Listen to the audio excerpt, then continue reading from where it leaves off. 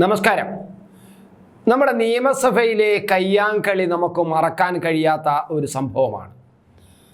അതിന്മേൽ ഭരണകക്ഷി, അത് ഇന്നത്തെ ഭരണകക്ഷിയിൽപ്പെട്ട മന്ത്രിമാരുൾപ്പെടെയുള്ള നിരവധി പേർക്ക് എതിരെ കേസ് നിലവിലുണ്ട്. പൊതുമുതൽ നശിപ്പിച്ചു, അക്രമം കാണിച്ചു എന്നൊക്കെ പറഞ്ഞുകൊണ്ടുള്ള നിരവധി കേസുകളാണ് എടുത്തിരിക്കുന്നത്. എന്നാൽ ആ കേസ് നടത്താതെ ഇരിക്കാൻ വേണ്ടിയിട്ട് ഒരുപാട് ശ്രമങ്ങൾ ഇപ്പോഴത്തെ ഗവൺമെൻറ് നടത്തുകയുണ്ടായി. കാരണം ഗവൺമെൻറ് കൊടുത്ത കേസാണ്. അന്ന് UDF ഭരിച്ചുകൊണ്ടിരിക്കുകയാണ്. 2015 മാർച്ച് 31 ഈ സംഭവം നടന്നത്, എല്ലാവർക്കും അറിയാം. ഇപ്പോഴത്തെ വിദ്യാഭ്യാസ വകുപ്പ് മന്ത്രി വി ശിവൻകുട്ടി ഡെസ്കിലൂടെ മടത്തുകെട്ടി അണ്ടർവെയറൊക്കെ പുറത്ത് കാണിച്ച് ഇങ്ങനെ നടന്നതും അട്ടഹാസം കാണിച്ചതും അക്രമം കാണിച്ചതും ഒക്കെ നമുക്ക് ഇപ്പോഴും നമ്മുടെ മനസ്സിൽ, നമ്മുടെ കണ്ണുകളിൽ, നമ്മുടെ ദൃശ്യങ്ങളിൽ ഇപ്പോഴുമുണ്ട്.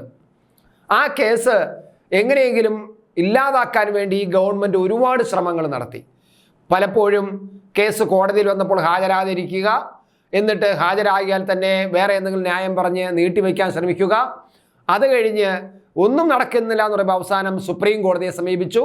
സുപ്രീം കോടതിയെ സമീപിച്ചിട്ട് പറഞ്ഞു ഈ കേസ് നിലനിൽക്കുന്നതല്ല, അന്നത്തെ രാഷ്ട്രീയ പക്ഷാഭേദം കാണിച്ചുകൊണ്ട് എടുത്ത കേസാണ്, അന്ന് ഇരുന്ന ഗവൺമെൻറ് ഞങ്ങൾക്കെതിരായിരുന്നു, അതുകൊണ്ട് ഞങ്ങളെ രാഷ്ട്രീയമായി ഇല്ലാതെ ചെയ്യാൻ വേണ്ടി എടുത്ത കള്ളക്കേസാണ്, അതുകൊണ്ട് അത് റദ്ദാക്കണം, ആ കേസ് റദ്ദാക്കണം, FIR റദ്ദാക്കണം എന്ന് ആവശ്യപ്പെട്ടുകൊണ്ട് ഇപ്പോഴത്തെ സർക്കാരിൻ്റെ നേതൃത്വത്തിലുള്ള മന്ത്രിമാരും MLA മാരും പ്രതികളായ MLA മാരും സുപ്രീം കോടതിയെ സമീപിച്ചിരുന്നു.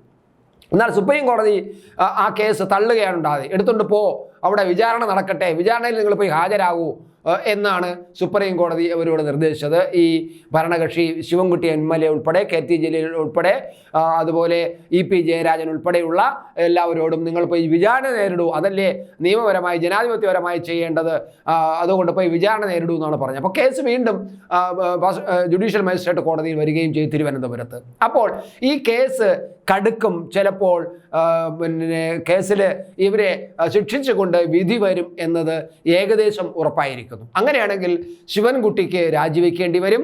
അത് ഈ ഗവൺമെൻറ്റിന് ഏൽക്കുന്ന വല്ലാത്ത ഒരു പ്രതിസന്ധിയായിരിക്കും. ഗവൺമെൻറ്റിനെതിരായിട്ടുള്ള ഒരു അവിശ്വാസം തന്നെയാണെന്ന് ഇത് വ്യാഖ്യാനിക്കപ്പെടും. പിണറായി വിജയൻ്റെ നിലനിൽപ്പ് ചിലപ്പോൾ പ്രശ്നമാകാനുള്ള പിണറായി വിജയൻ്റെ സർക്കാരിൻ്റെ നിലനിൽപ്പ് പ്രശ്നമാകും. അത് മനസ്സിലാക്കിക്കൊണ്ട് ഇപ്പോൾ മറ്റൊരു തന്ത്രമാണ് ഇപ്പോൾ LDFിൻ്റെ ഭാഗത്തു നിന്നുണ്ടായിരിക്കുന്നത്. പോലീസിനെ കൊണ്ട് 4 മുൻ MLA മാർ, UDFിൻ്റെ 4 മുൻ MLA മാരെ കൂടി കേസിൽ പ്രതികളാക്കിയിരിക്കുകയാണ് ഇപ്പോൾ. ശിവദാസൻ നായർ, അതുപോലെ ഡൊമിനിക് പ്രസന്റേഷൻ, അതുപോലെ MA വാഹിദ്, KT ജോർജ്, ഇവർ 4 പേരെയാണ് ഇപ്പോൾ കൺട്രോൾമെന്റ് പോലീസ് പ്രതികളാക്കി ശിക്ഷിക്കുന്നത്. അത് നിരവധി വകുപ്പുകൾ ഉൾപ്പെടുത്തിക്കൊണ്ടാണ്. അത് കൂട്ടം ചേരുക, ആക്രമിക്കുക, തടഞ്ഞു വയ്ക്കുക എന്നൊക്കെ പറഞ്ഞുള്ള വകുപ്പുകൾ, 1 വർഷം വരെ തടവ് ശിക്ഷ കിട്ടാവുന്ന വകുപ്പുകൾ ചേർത്താണ് ഇപ്പോൾ മുൻ UDF MLA മാർക്കെതിരെ ഇപ്പോൾ പോലീസ് കേസ് രജിസ്റ്റർ ചെയ്തിരിക്കുന്നത്. 1 മാസം മുമ്പ് തന്നെ കേസ് രജിസ്റ്റർ ചെയ്തു. പക്ഷേ 2 ദിവസം മുമ്പാണ് ആ കേസിൻ്റെ FIR ഇപ്പോൾ ഈ ക്രൈംബ്രാഞ്ചിന് കൈമാറിയിരിക്കുന്നതെന്നാണ് നമുക്കിപ്പോൾ കിട്ടുന്ന വിവരം. എന്തായാലും ഈ കേസ് നീട്ടിക്കൊണ്ടു പോകാനുള്ള തന്ത്രമാണ് ഇപ്പോൾ LDFിൻ്റെ ഭാഗത്തുനിന്ന് ഉണ്ടാകുന്നത്. അത് ഈ പറയുന്ന ഗവൺമെൻറ്റിന് ദോഷം ചെയ്യുന്ന ബോധ്യമായപ്പോൾ നീട്ടിവയ്ക്കാനുള്ള ശ്രമമാണ്. ഗീതാ ഗോപി എന്ന് പറയുന്ന CPIയുടെ MLA-യെ ശിവദാസൻ നായർ തള്ളി താഴെയിടുകയും ബാക്കി 3 പേർ ചേർന്ന്, അതായത് MA വാഹിദും ഡൊമിനിക് പ്രസന്റേഷനും അതുപോലെ KT ജോർജും ചേർന്നുകൊണ്ട് ഗീതാ ഗോപിയെ അവിടെ തടഞ്ഞു വയ്ക്കുകയും ചെയ്തു എന്നാണ് ഇപ്പോഴത്തെ കേസ്. ഇത് ഒരു തന്ത്രമാണ് കേസ് നീട്ടിക്കൊണ്ടു പോകാൻ. കാരണം ലാവ്ലിൻ കേസ് നീട്ടിക്കൊണ്ടുപോയി അതൊന്നുമല്ലാതാക്കി മാറ്റിയ അനുഭവം കയ്യിലുള്ളത് കൊണ്ട് അതൊരു ആത്മവിശ്വാസമായിട്ട് എടുത്തുകൊണ്ടാണ് ഇപ്പോൾ പോലീസിനെ കൊണ്ട് മറ്റൊരു കേസ് രജിസ്റ്റർ ചെയ്തിരിക്കുന്നത്. ഈ കേസ് ഇനി കോടതിയിൽ വരുമ്പോൾ LDF പറയാൻ പോകുന്നത് 2 കേസും ഞങ്ങളുടെ MLA-മാർക്കെതിരെ എടുത്ത കേസും UDFിൻ്റെ MLA-മാർക്കെതിരെ എടുത്ത കേസും ഒന്നിച്ച് വിചാരണ നടത്തണം എന്ന് പറയും. അപ്പോൾ അതിന് വീണ്ടും കാലതാമസം വരും. അപ്പോൾ അതിൻ്റെ റിപ്പോർട്ടുകൾ വരാനും മറ്റു കാര്യങ്ങളും പോലീസ് നീട്ടിക്കൊണ്ടു പോകും. അങ്ങനെ കേസ് ഭരിച്ച് നീട്ടിക്കൊണ്ട് പോവുക എന്നതാണ് ഇപ്പോൾ LDFിൻ്റെ തന്ത്രം. അത് നടക്കുമോ എന്നതാണ് കാണേണ്ടത്.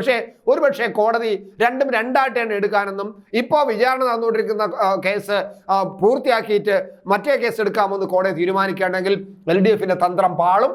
എന്തായാലും നമുക്ക് കാണാം.